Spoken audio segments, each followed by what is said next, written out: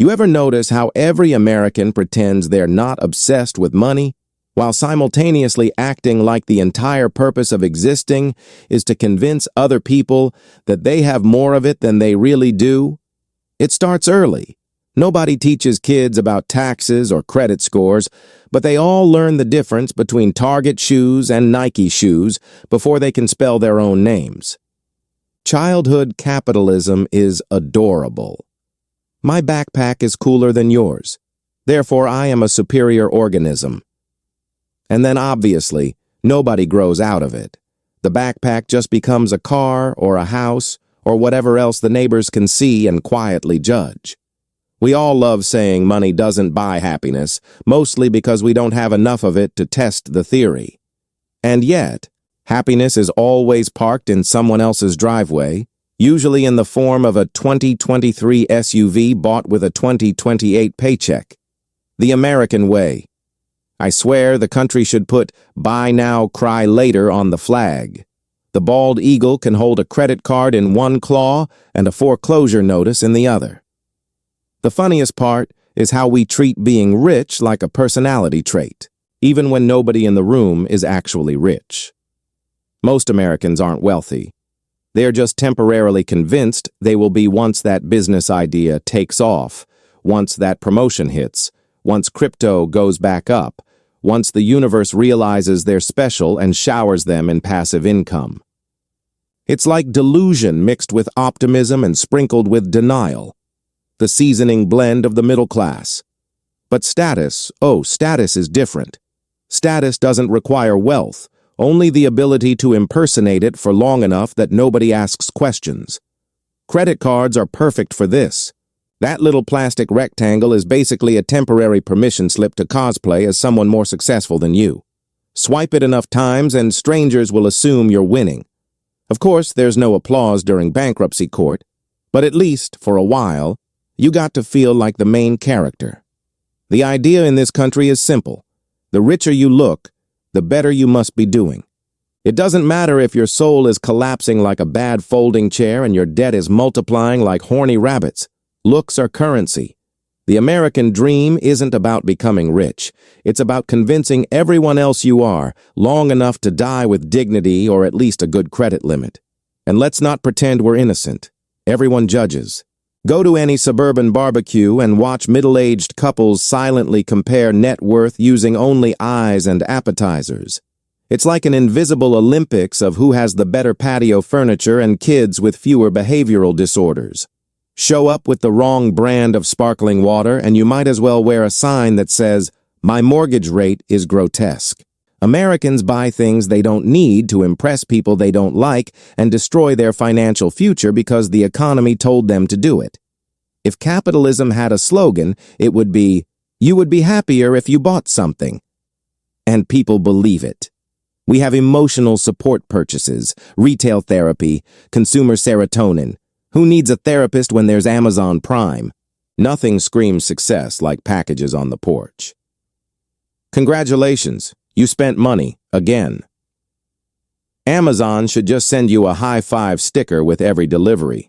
It wouldn't fix anything, but at least you'd feel acknowledged while drowning in cardboard. Let's talk about cars for a second. Americans love cars more than they love democracy. And trust me, they're not exactly loyal to democracy either.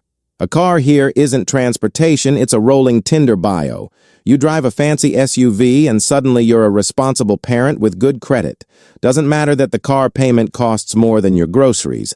No one ever flirted with a person pushing a grocery cart. It's in the Constitution somewhere. The best part is how predictable we are. Americans will take a loan for literally anything, except therapy or dental work, which ironically are the two things they need most. Nobody wants to fix their brain or their teeth, they just want to upgrade their living room. An expensive couch is cheaper than introspection. We don't talk about debt here unless it makes us look heroic. Student debt is a badge of honor. Mortgage debt is a mark of adulthood. Credit card debt is the shameful cousin we pretend doesn't exist while silently arranging our bills like a tarot reading. If I pay Visa first and then MasterCard, maybe Discover will go away. Spoiler, it won't. But status isn't just purchases, It's lifestyle performance. Not how you live, but how you look living. The American middle class can't afford vacations. They can only afford pictures that look like vacations. That's why Instagram exists. It's the museum of pretend prosperity. The best part is how subtle the lies are. Show a cocktail by the pool with no context. Doesn't matter if the pool belongs to a hotel you're not staying at, or an aunt who thinks you're unreliable. The viewer fills in the fantasy. And yes, we all know at least one friend who travels a lot. Translation? They have debt in 3 different time zones. The moral component is fascinating. Americans genuinely believe wealth equals goodness. Poor people aren't just financially unsuccessful. They're morally suspicious. Rich people aren't just fortunate. They're virtuous prophets sent by God and Forbes magazine. If you get rich selling useless supplements or scamming desperate retirees, you're still invited onto podcasts to explain grind set mentality. Nobody asks what happened to the retirees. It doesn't matter how you got money, only that you have it. That's why lottery winners are treated like celebrities for a week and then like wildlife for the rest of their lives. Everyone wants a selfie with sudden wealth. It's sacred, it's magical, it's stupid. And yet, we all secretly think we're the exception who would handle it responsibly.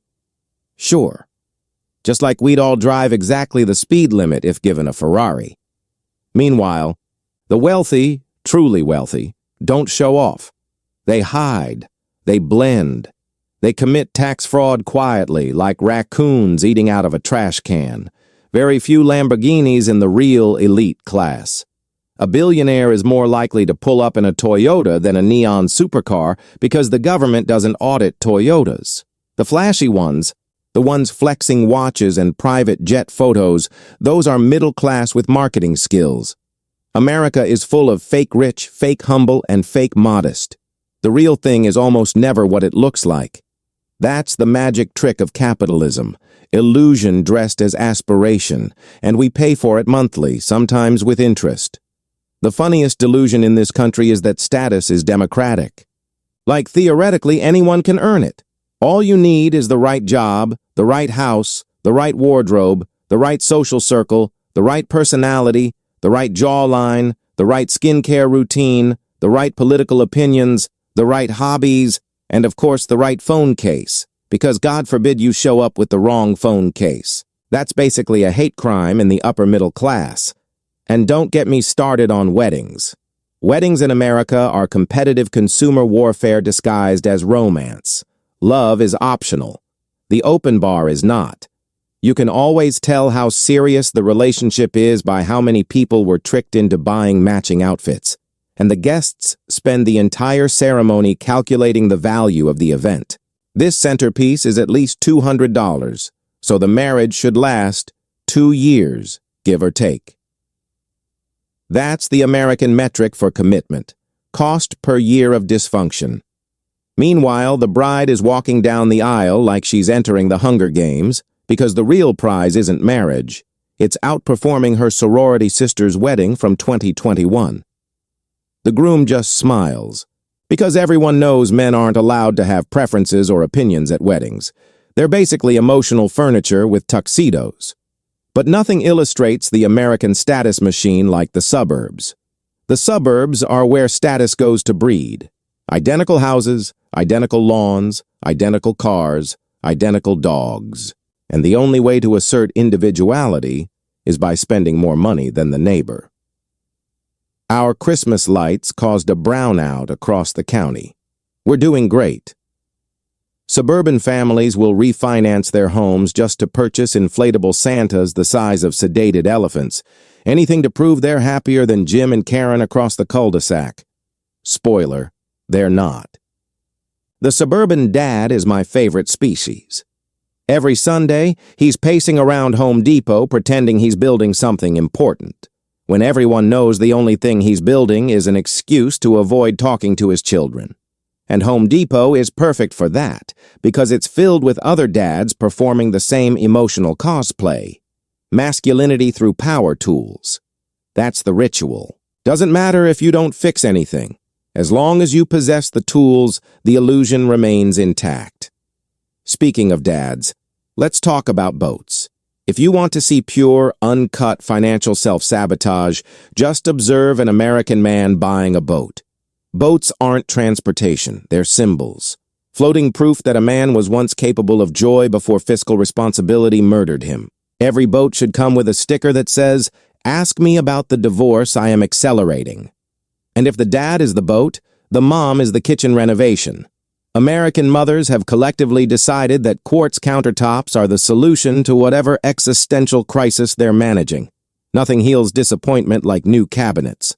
Doesn't matter if nobody cooks. The point is to appear like you could cook, in theory, if life ever slowed down, or if the family ever ate meals at the same time, which of course they don't.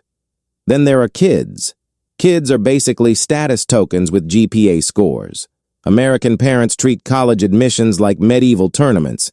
It's horrifying. A teenager can't even enjoy failure anymore.